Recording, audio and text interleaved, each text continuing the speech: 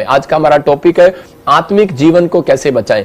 जब हम देखते हैं कि परमेश्वर चाहता है कि हम अपने आत्मिक लाइफ को कैसे बचाएं, क्योंकि हमारा आत्मिक लाइफ जो है वो जब कमजोर पड़ता है, जब हम निराश होते हैं, जब ये कमजोर पड़ता है तो उसी समय शैतान हैवी होता है, लेकिन बहुत सारे कामों में रुकावट आती है। लेकिन परमेश्वर आज चाहता है कि जो लोग आत्मिक जीवन को मजबूत कर रहे हैं, परमेश्वर स्वर्ग से आपके लिए गेट नहीं, मैं कह रहा हूं 7 गेट खोलने वाला है यीशु मसीह के नाम में।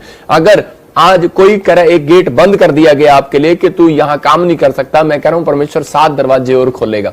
मेरे कहने का मकसद है कीड़ी जब चलती है तो उसके जीवन में बहुत लोग उसके सामने उंगली रखते हैं, पैर रखते हैं, लेकिन वो रास्ता बदल लेती है।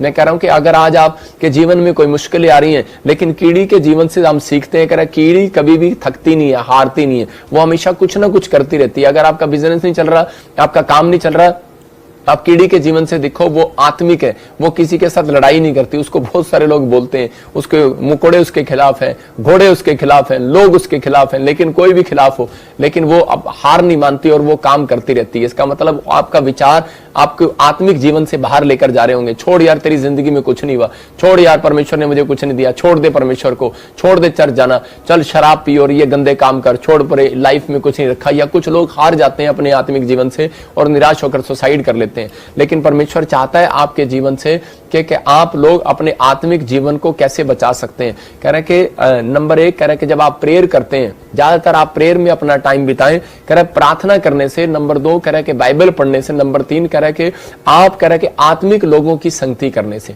जब आप खाली समय मसीह लोगों की संगति करते हैं, उनके साथ टाइम बिताते हैं, तो 3 काम आप जब करते हैं, आपकी आत्मिक जीवन पर कह रहा कि शैतान हमले नहीं कर सकता। लेकिन बाइबल हमें बताती 2 तरीके से कई बार शैतान जो है लोगों के जीवन पर हमले करता है, चाहे उसमें वो संत हो, चाहे वो कोई भी हो, किसी ना किसी तरीके से उस पर हमले करता है। और वो 2 तरह की आत्माओं से आपको सावधान रहने की जरूरत है। वो नंबर 1 कह रहा है कि उकसाने वाली आत्मा, आप लिख सकते हैं, उकसाने वाली आत्मा से बचें। कह रहा है कि नंबर 2 बहकाने वाली आत्मा से बचें।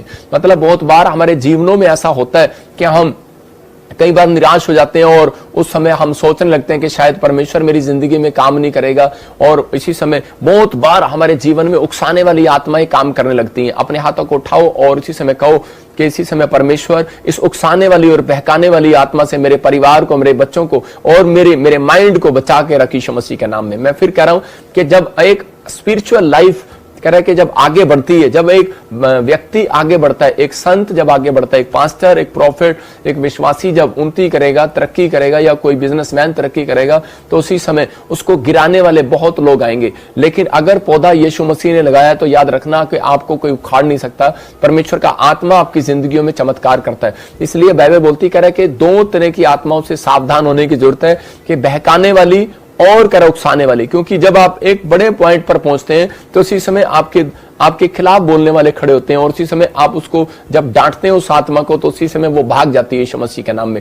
जब यीशु मसीह इस धरती पर आया कुछ अच्छा काम करने के लिए, 40 दिन जब वो जंगल में उपवास कर रहा था, तो उसी समय उसको बहकाने वाली आत्मा आ रही थी, मतलब उकसाने वाली आत्मा आ रही थी। लेकिन उसी समय यीशु मसीह ने उसको डांटा और उसी समय शैतान वहां से चला गया, लिखा। और उसके बाद स्वर्गदूत नीचे उतरे और करा उस दिन से उसकी सेवा करने लगे। मतलब कि आज आपको चाहिए कि अगर परमेश्वर आपके लिए स्वरदूत भेजे, एंजल भेजे, कि वो आपकी जिंदगियों में सेवा करने वाले स्वरदूत भेजे, तो आपको अपनी लाइफ के अंदर इस बात के लिए तैयार रहना है कि परमेश्वर, मैं उकसाने वाली आत्मा के चक्कर में नहीं पड़ूंगा, मैं बहकाने वाली आत्मा के चक्कर में नहीं पड़ूंगा। बहुत सारे बाइबल में ऐसे जो लोग हुए जिनको उकसाया गया।